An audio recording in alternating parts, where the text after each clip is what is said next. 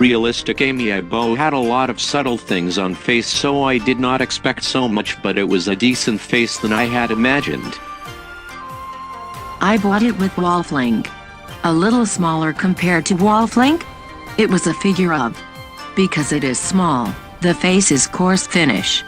I thought it was a shame as a figure.